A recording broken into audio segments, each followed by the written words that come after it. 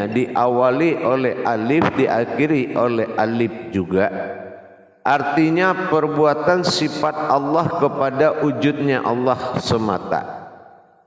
Apakah memang kita ini sudah mempersiapkan sifat Allah di diri kita? Apa yang dikatakan sifat Allah bagi kita adalah keumatan diri kita, kesempurnaan diri kita, yaitu mengenal hakikatnya Allah yang bernama diri, yang akan menghadap kepada wujud awal yang menjadikan diri tersebut. Kalau kita telah paham mengenal hakikat ibadah itu lebih dalam, maka kita sudah harus memiliki iman Islam. Apa yang dikatakan iman Islam? Yaitu ada yang kita imani di balik syariat. Tolong yang tidak suaranya dimatikan ya. Ada yang kita imani di setiap perbuatan syariat, itu namanya hakikat. Iman inilah yang dikatakan iman tauhid, yaitu bagaimana kita beriman menjalankan perintah Allah dengan makom ibadah. Dengan makom ibadah. Makom ibadah itu adalah hakikat atau makna yang kita lakukan di dalam setiap perbuatan syariat. Itu baru namanya ibadah. Iman yang dipakai adalah iman Islam. Iman Islam apa? Mengenal dan mendirikan rukun hakikat di balik syariat yang disebut dengan atau disebut dengan rakaat. Sudah kita bisa membedakan mana yang dikatakan rukun, mana yang dikatakan rakaat. Kalau kita tidak tahu kalau asal usul rakaat itu dari rukun, berarti kita tidak tahu kenapa ada gerakan-gerakan syariat. Dari mana asal usulnya gerakan syariat itu? Kalau kita tidak mengenal hakikat di balik gerakan syariat. Ini yang dinamakan iman Islam. Islam itu dalam Al-Quran dinamakan din. Din dalam hukum hijahiyah, dal alif nun, itu memaknai sebuah perjalanan diri kepada Allah.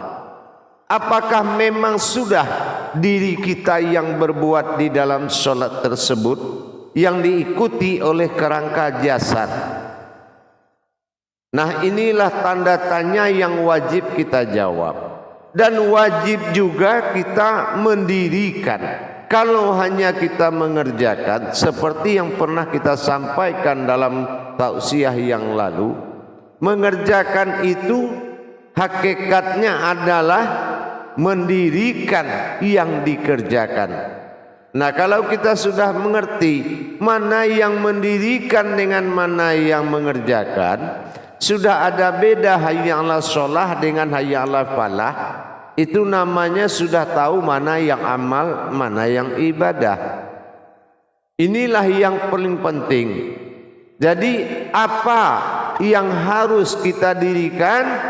Yaitu iman Islam. Makanya Al-Quran itu selalu memanggil kita dengan kalam iman. Karena yang dibutuhkan di situ di dalam Islam ini bukanlah kerajinan, tetapi yang dibutuhkan adalah mengimani atau mendirikan yang akan diimani. Contohnya apa? Kalau kita takbir, kita harus tahu maksud dan tujuan takbir dalam sholat. Karena takbir ini banyak. Ada takbir lebaran, ada takbir azan, ada takbir iqomat sholat contohnya, yaitu takbiratul ihram.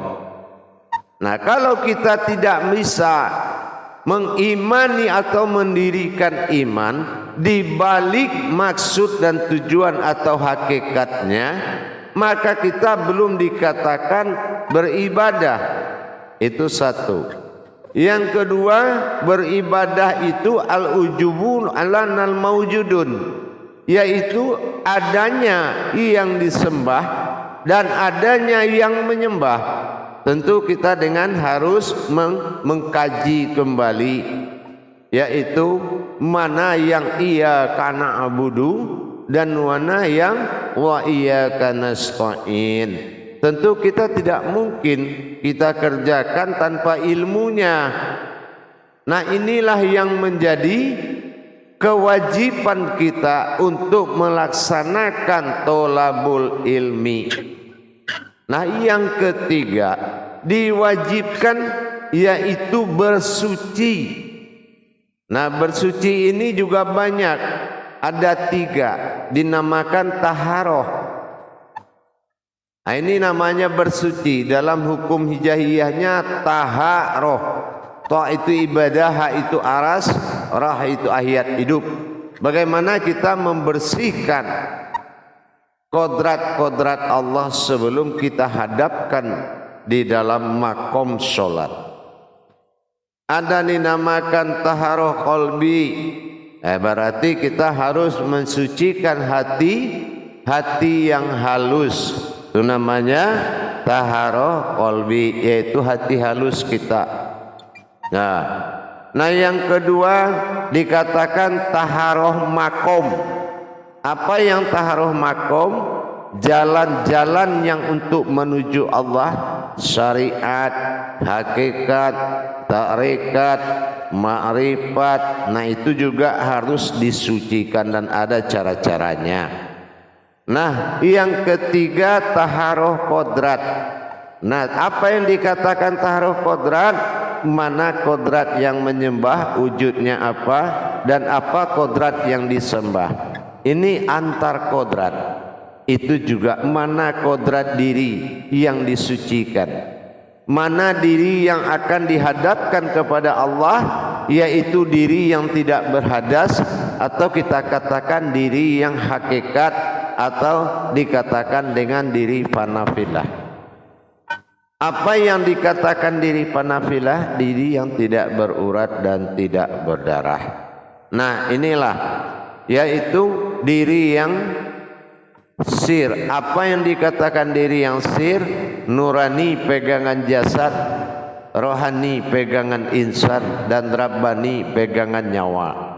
Nah, inilah diri yang hakikat. Berwasiat Adam kepada jasad nurani, nama diri. Berwasiat Muhammad kepada insan, rohani, namanya diri. Berwasiat Allah dalam batin kepada nyawa, itu disebut rabbani. Jadi dengan adanya kita mengenal pelan-pelan belajar, inilah yang kita pentingkan dulu. Tapi kalau kita sudah terjebak ke dalam keyakinan amaliyah, siapa yang mengerjakan dapat pahala, yang tidak mengerjakan dapat dosa, tetapi tidak pernah berpikir yang dikerjakan berpahala ini apakah sudah menuju Tuhan apa belum. Karena setiap perbuatan baik juga berpahala, buang sampah juga berpahala, mengangkat yang baik-baik itu juga berpahala, menolong orang juga berpahala. Tapi kalau sholat dikatakan berpahala, apakah bertemu Tuhan itu berpahala? Nah, di sini tentu kita harus mulai mengenal pelajaran hakikatnya lagi dengan mendirikan iman Islam kita. Nah, inilah yang harus menjadi pegangan. Makanya kalau kita sudah mensucikan kodrat-kodrat Allah dalam diri kita, nurani adalah pegangan kodrat jasad, rohani adalah pegangan zat Allah yaitu insan diri, yang ketiga adalah rabbani, pegangan batin Allah berupa nyawa. Nah, ini kodrat. Yang kita takutkan apa? Tidak kodrat yang dicari dulu, Yang dicari itu pengalaman yang banyak tapi tidak mengenal kodratnya satupun. Ini pengalaman buat apa? Untuk apa pengalaman? Ibarat kita belajar setir mobil, tapi mobil itu pun kita nggak punya, mobil pun kita nggak kenal, tapi belajar mobil itu tiap hari. Inilah yang tidak ada ibtiqo madatilahnya, yaitu tujuan akhir dari perbuatan baik tersebut. Maka kita meningkatkan, kenapa Allah menjadikan perbuatan itu dua. Pertama zahir, yaitu dengan perbuatan amaliyah. Yang kedua adalah batin dengan perbuatan ibadah. Amal dan ibadah, zahir dan batin. Tentu kita harus memperdalam dan memiliki ilmu di kodrat-kodrat. Barulah kita bisa mendapatkan atau memperjalankan. Jangan kita memiliki wawasan yang banyak, pengetahuan dan pengalaman yang banyak, tetapi tidak ada kodrat dan kekuatannya, tidak ada nilai kekuatannya. Ibarat orang lumpuh bercerita lari, orang bisu ingin bercerita padahal dia tidak bisa bersuara. Ini yang dikatakan tidak ada daya upayanya. Karena apa? Kodrat, iradat, ilmu bukan kodrat yang didahulukan, malah ilmu yang dibangga-banggakan, yaitu pengalaman yang banyak.